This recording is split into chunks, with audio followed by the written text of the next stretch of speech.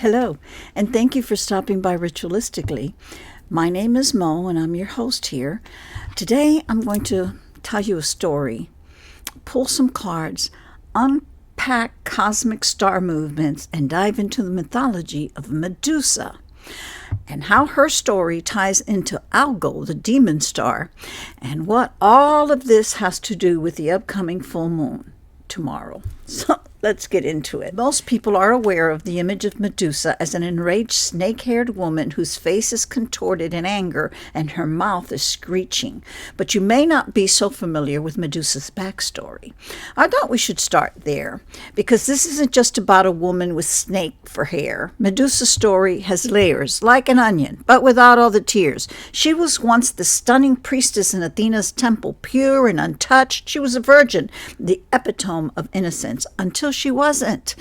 Now, we don't really know who violated her. Could have been Poseidon, the ever-creepy god of the sea, or maybe someone else. Doesn't matter, really. The point is, she was assaulted. And Athena, the supposed goddess of wisdom and protector of women, does what any dysfunctional figure would do in this messed up world. She punishes the victim. Yeah, that's right. Instead of taking on the real villain, Athena turns Medusa into a monster with snakes for hair and a gaze that turns anyone who looks at her into stone. Because, of course, that's how we handle things, right?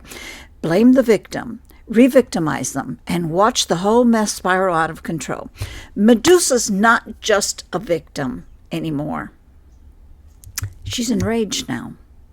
And why wouldn't she be? Medusa's transformation wasn't just physical, it was a psychological war. She went from an innocent priestess to a symbol of rage that no one would protect her. So she became her own protector with that deadly gaze. Now in comes Perseus, thinking he's some hero sent to decapitate Medusa. He slays the monster, but here's the twist. Medusa's head becomes even more powerful. It's not just a trophy, it becomes a shield. Athena, who turned on Medusa in the first place, now uses her head to protect herself. Classic, right? But here's where it gets interesting. Medusa's head, her rage, becomes a symbol, not just for protection, but for vengeance against those who victimize, silence, and oppress. She becomes a shield for the marginalized and victimized. She embodies the anger and the power of those who have been wronged, especially women. Her rage, now harnessed, becomes an unstoppable force that demands justice, and no one who harms others gets away without consequences. And now, that's where we come to Algol. See, Algol and Medusa are pretty much one and the same. And this isn't just some random star. Algol, sitting in the constellation Perseus, is known as the demon star because of the intense, repressed rage it holds. The irony of how this seems to be synchronized with our current political climate does not escape me. But, and this is key, it's dual-natured. For women, it can be a source of immense power and protection. It's about standing up for yourself, for others, and not letting yourself be silenced. But for others, well, there will be hell to pay. Now, why do we care about this? Well, here's why. This full moon in Taurus on Friday, November 15th, is sitting right on top of Algol and Uranus. This full moon is taking place at 24 degrees, which is the exalted degree for the moon.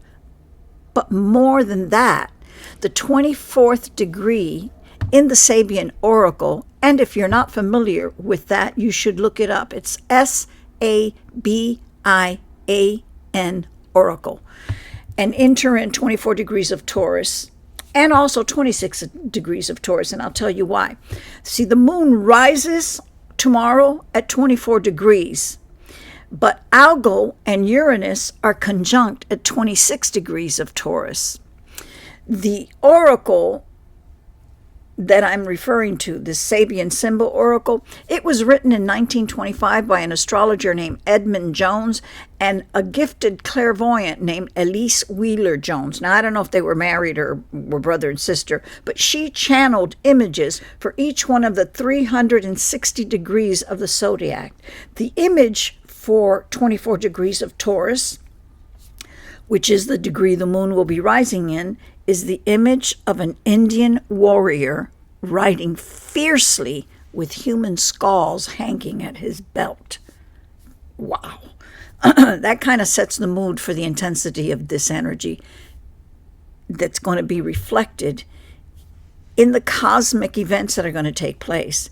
And it holds within it and is reflecting back to the collective here on Earth the residual suppressed anger, rage, and collectively releasing that onto all humanity.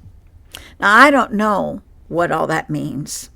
Maybe the gods are intensely angry. There's a push and pull effect centered around an us or them mentality. And I think we can all certainly relate to this within our country and the division that has taken place. Yep. So that great big beautiful moon is going to be taking place at 24 degrees of Taurus, with Algol and Uranus at 26 degrees of Taurus conjunct. So this full moon is intense, volatile even. You've got Uranus bringing that unpredictable rebellious energy and Algol amplifying that rage, pushing you to take back control, protect what's yours, and say, I'm not taking this shit anymore. Taurus, on the other hand, is all about stability, routine, and security. So this full moon is forcing us into a major clash between wanting things to stay the same and needing to explode into something new. You know that feeling when you just can't stand the status quo anymore? That's Uranus. See, Uranus is at 26 degrees, and the Sabian image for that is a Spaniard serenading his señorita. Well, in this case, Uranus's señorita is Algol, the demon star. Are you beginning to get the picture here that this is serious?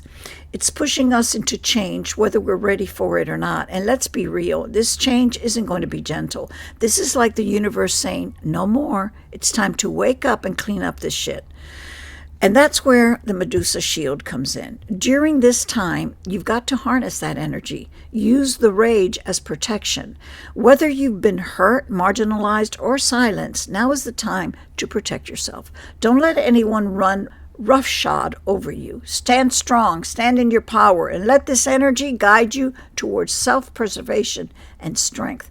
This is your shield, just like Medusa's head became Athena's.